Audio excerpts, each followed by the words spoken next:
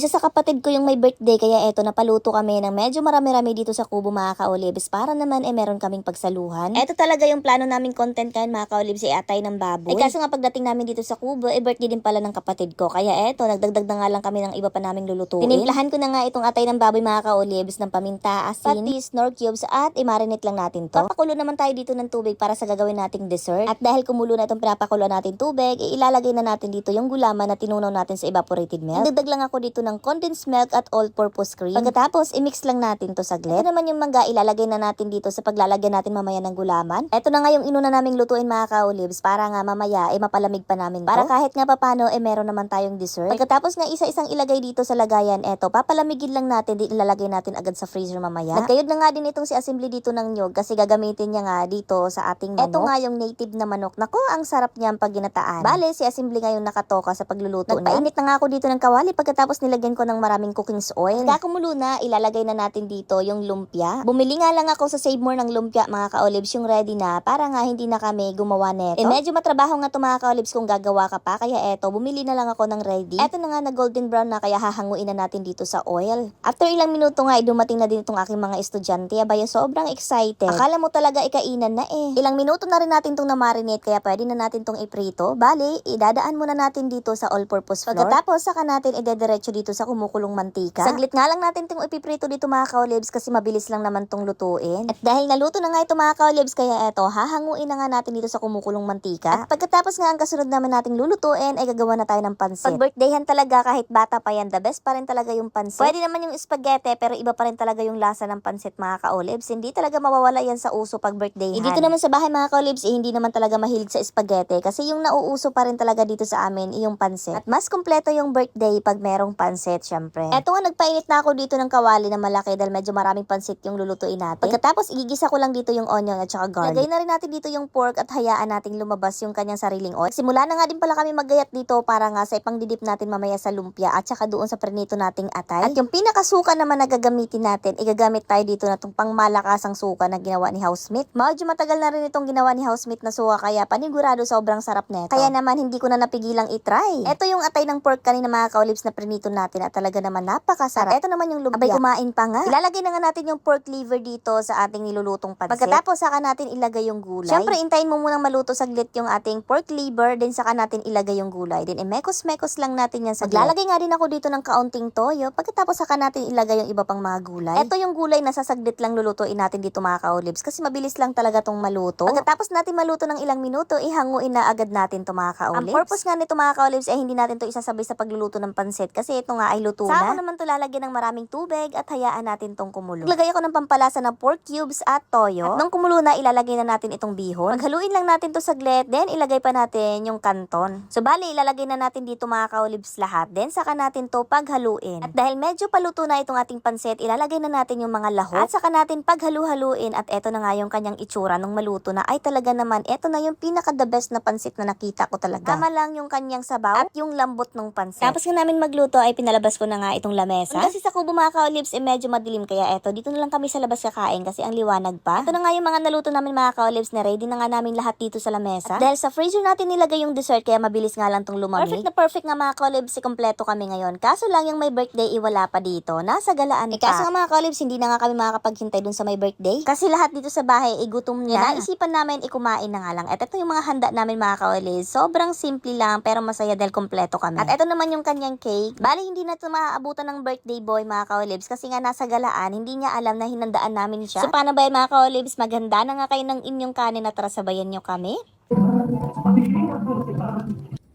Marang ni.